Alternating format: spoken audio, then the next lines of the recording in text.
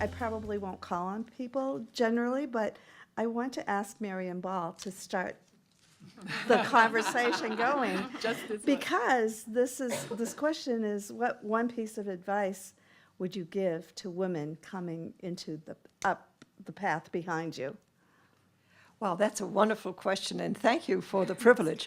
Well, I think I've been in the field, obviously looking around the table longer than any of you, and I'm honored to be here with all of you. I think probably the best thing to do is to have confidence in yourself. You're lucky if you have mentors at a very early stage of your development, and the opportunity to know, particularly in this country, that your world is an oyster.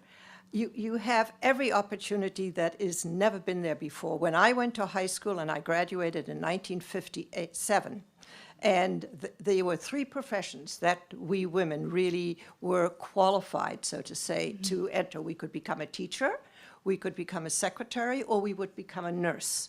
And I became a teacher, and I started out in mathematics, which was lucky for me, but I had a very, very wonderful set of parents, both of whom were professionals. My father was a physician, my mother was a corrective therapist, so they encouraged the education. But even then, I had a brother who was 2 years younger. It was always thought he should go to the best university, he would be a physician like his father was, and my father thought I would be wonderful to help him because he had a big library to become a librarian.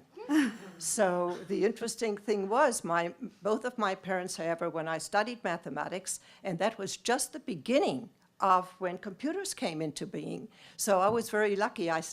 Now working for IBM, it's kind of remarkable because when I go to the headquarters in Armonk and in Yorktown, they have a museum of key punches. They've got a museum of sorters. They've got 4-1 card, all the different numbers that we had in those 407 where we board wired and we did the 360. All of those machines I took as courses at the University of Kentucky, and they are all in the museum. And I walk by and I think, gosh, have we come a long way. And when I was in mathematics, I also had courses with engineers. There were 2 women and 100 men.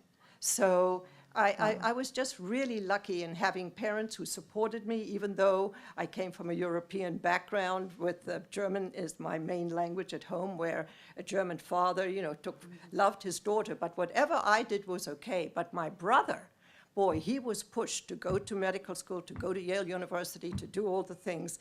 And in a way, it was a privilege. I could do whatever I wanted to, and they would think that was just great. So I've been lucky. And then I married very young, at 18, also somebody who my father and mother approved of, who was another professor, a friend of my father's.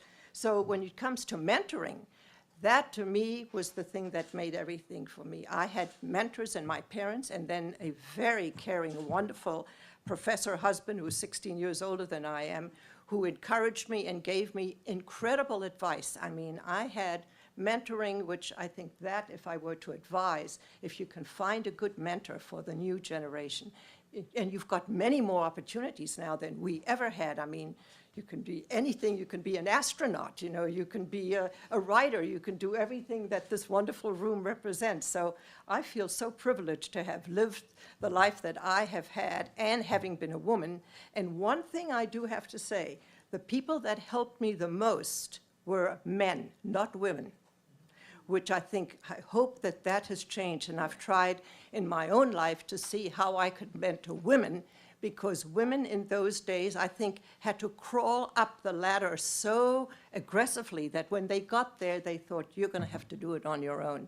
So it's not a good thing to say about older women like me, but I think that has changed a lot, and I think if we can help each other more and really promote your fellow females, that's what I would recommend. So thank you for the privilege. Okay.